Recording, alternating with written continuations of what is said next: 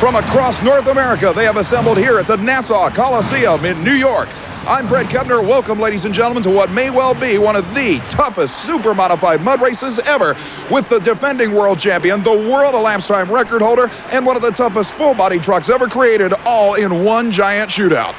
The very first machine that will attack this 80-foot-long, 36-inch deep mud pit from an elapsed time standpoint will be the 1985 U.S. Hot Rod Association Super Modified Mud Racing World Champ. From the state of New Hampshire, this is David Ray, a supercharged, fuel-injected 572 cubic inch Ford-powered Ford Ranger. The MIDNITE Magic Machine will be first through this pit.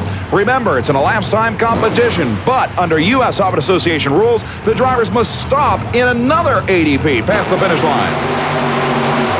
A great run to kick things off for the New Hampshire veteran. The elapsed time, 1.93 seconds. A great pass for David Ray. As the helmet comes off, the very first run, 193 with a 6, and you hold the track record here. What does it mean to you? I don't know. I think something went away, though. I think we lost a blower gasket or something. The motor didn't sound perfect. Well, it was bouncing around a lot. I think this pit's a lot stiffer than people thought. Yeah, I think it's going to be real fast. 93 is going to hold this time. You're pretty good at predicting this. Yeah. I think it will. Okay, you said it. We'll see if it does. Good luck, guy. Thank you. The instant decision. David Ray says he'll hold a spot in the field. Remember, only the 4 quickest elapsed times from this qualifying round will advance to the shootout to determine the champion. The next piece of equipment up, a pretty common body and chassis style in the sport of mud racing. This is the Nancy's Nightmare, fuel-injected Chevy-powered Jeep CJ funny car. A fiberglass body over a tube frame chassis, not unlike that used in drag racing, except this time around it's 4-wheel drive. A little bobble off the starting line and then way down on horsepower. The Nancy's Nightmare machine, a disappointing 308 that will at least qualify for the time being. Here's the most recognizable machine in the sport of mud racing today. This is the 1932 Chevrolet called Mud Patrol that took Indiana's Tom Martin to 3 consecutive world championships, including last year's Camel title. It's now being driven as part of a 2-car Tom Martin team by past dirt track late model stock car driver Paul SHAFER. Paul actually the sponsor of the machine. You see the Paul's Junkyard or Auto Salvage on the back of the car as the ground crew hooks up the kill switch to the rear of the machine that will automatically shut the engine down at the 80-foot marker at the finish line. Even in his rookie year, SHAFER has been mighty impressive. He's already picked up 1 victory in just his first 15 weeks of competition.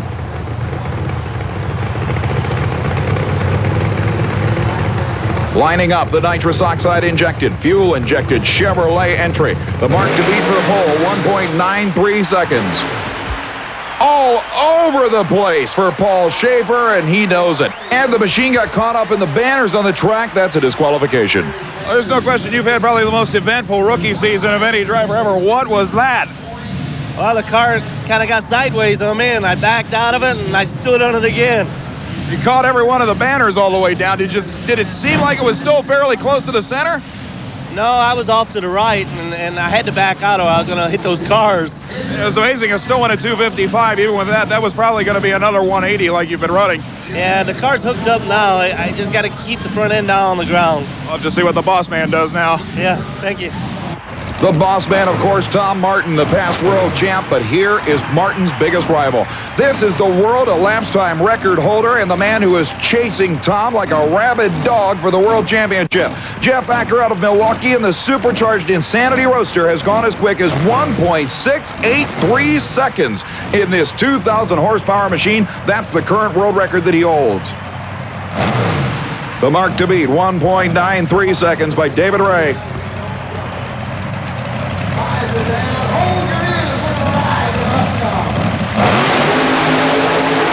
An incredible run, sliding to a stop. He stops it in time, but listen to this, 1.687 seconds. The second quickest run in history for Jeff ACKER.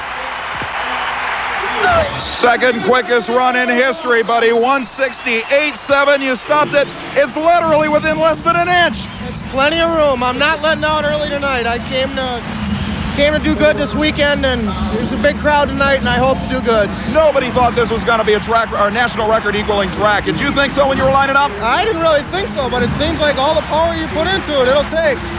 Tremendous run, 168.7. Great job. We'll see you in the shootout. Thank you very much, Brock. There's no question that mark will hold up for a position in the field. That'll bring up the Risky Business Jeep from the state of Vermont, one of the only mud racing campaigners out of that far north in New England. This machine also has a propensity for yanking the front wheels. But right now, as Jeff Acker just said, this track will take as much power as you can give it. Nitrous oxide injection in a big block Chevrolet combination in the tube chassis Jeep.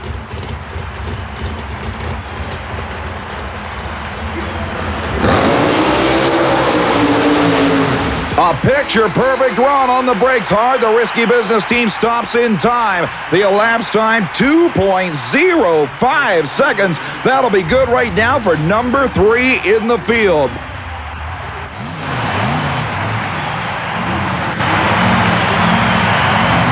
Here's the wild man of Eastern Seaboard mud racing, the outrageous Mike Spina and the psychotic beast, supercharged, fuel-injected, Chevy-powered 1927 Ford. He's got to go quicker than 2.48 seconds to qualify.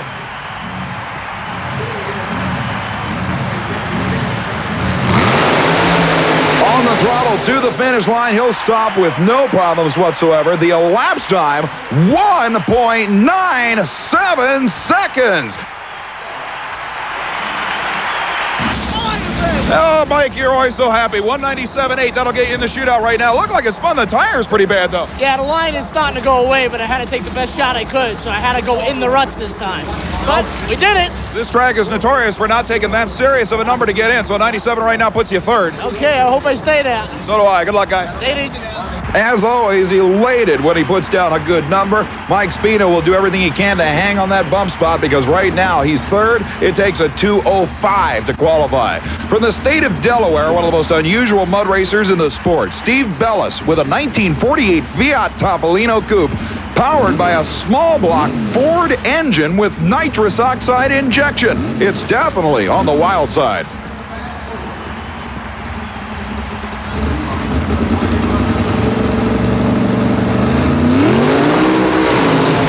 And problems at the mid-range and the wild side. Fiat goes down like the Titanic.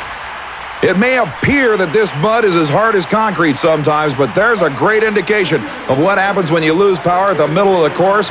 When you take a 2,400-pound machine and set it on top of 36 inches of mud, it's gonna sink, just like the poor track official has to go out and hook you up.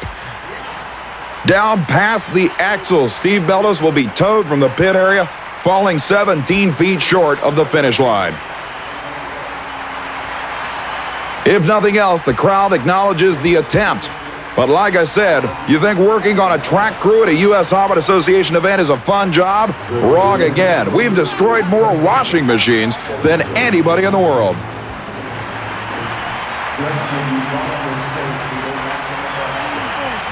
Back here in the staging lanes, waiting for the continuation of the first and only qualifying round is the man who has just recorded not only the second quickest run ever, but a track record by miles. Do you think anybody's going to be able to match that number here? If anybody can, it'll be Tom with Super Trooper, but I don't know, the starting line's starting to go away, and with that person just getting stuck, I don't think anybody will beat the qualifying time. It's got to be a nice feeling, if nothing else, to know that you've got the car working to a point where everybody else has to be thinking, what in the world's this guy doing? Yeah, everybody's starting to make a lot of enemies, but I guess you're going to have to live with that. It's a nice way to live with it anyway. That's right. If this man's numbers hold up here, it'll be just another track record. But let's face it, already the world record holder.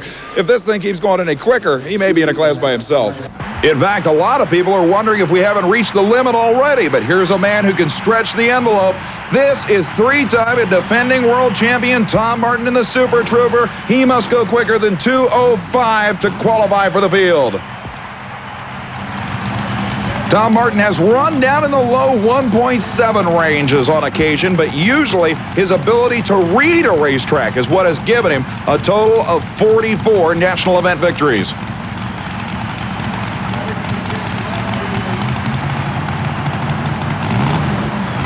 As always, Martin taking his time on the starting line, building up engine temperature. Now he appears to be ready.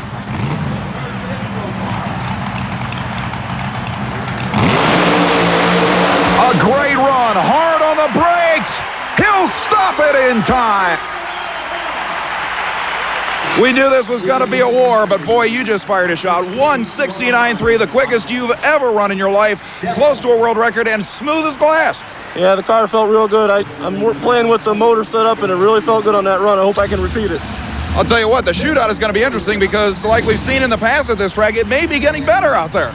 Yeah, it's hard to believe it's getting better with all them holes, but, you know, I don't know what's going to happen. We're going to try hard. I know you've wanted to get up there right with ACKER, and you are definitely alongside him now, my friend. Yeah, we're going to go heat the bottle up a little more. See you there.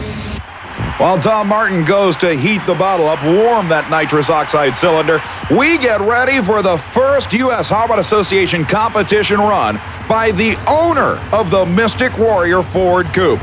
You met him earlier in the show. This is 17-year-old Matt Ward, the young man who built this machine, then hired his father to drive it for him for the past 2 seasons. That's right, he built it when he was 15 years old. A nitrous oxide injected small block Ford, fuel injected and burning methanol, and it's the youngster's first time behind the wheel in U.S. Harvard Association competition. But let's face it, this kid knows as much, if not more, than some competitors twice his age.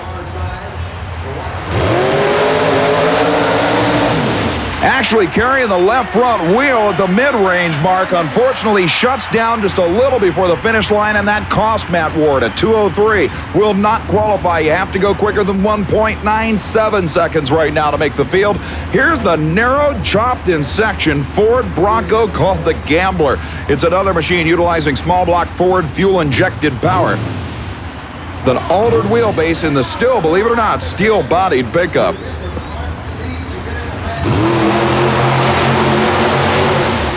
A beautiful picture-perfect run, straight as an arrow, and he stops it in time. The disappointing aspect is that at 2.15 seconds, it won't be enough to qualify.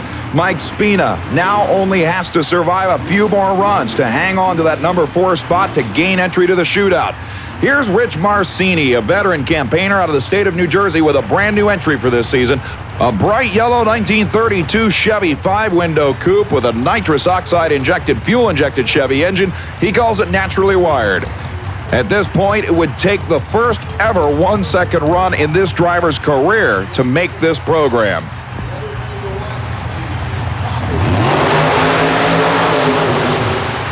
A great launch. He shuts it off and slides to a stop.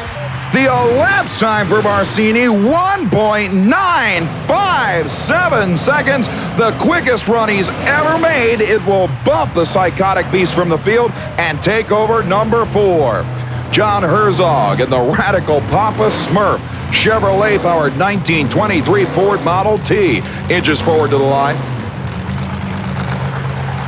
Remember, in this category of competition, the tires must be Department of Transportation approved, street legal, over-the-counter available pieces. But the drivers and teams can change the tread pattern to any design they desire. Hence, you'll see an awful lot of unusually shaped tread. Herzog's no different. Good straight run, but it won't have anywhere near enough power just to make the program. 2.35 seconds, and Herzog will not be a threat. Meanwhile, the Total Obsession machine pulls to the starting line. A heavyweight, supercharged, Chevy-powered Ford Bronco.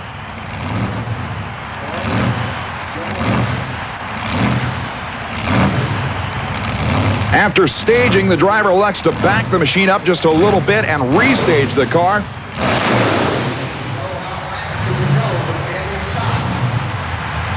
Putting the machine into a forward gear, dropping the visor, he's ready.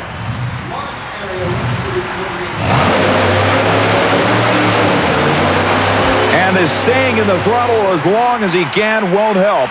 The driver finally lifts and sinks big time. But that will end the qualifying round, and leading the field, a near world record 1.687 second run by the incredible Jeff ACKER. Right behind him by only 0.06 of a second is the 3-time and defending world champ Tom Martin. That is close competition, but it looks like it may be even closer when we return with both super modified mud racing and monster truck eliminations action. Stay with us. We're back at the Nassau Coliseum in Long Island, New York, as we get ready for the 4 quickest qualifiers to do battle in the Camel Mud Racing Shootout. Dave Ray out of New Hampshire and the Midnight Magic entry. Certainly the last of the competitive full-bodied pickup trucks in super modified mud racing. Nowadays, with the rear-engine dragsters and lightweight Alders and street roasters that dominate this category, it's rare to see a true full-bodied pickup truck, a solid 3,000-pound hitter. But David Ray has probably one of the strongest in the business, a supercharged, fuel-injected, methanol-burning Ford motor. On the brakes hard, but he'll stop. Great run.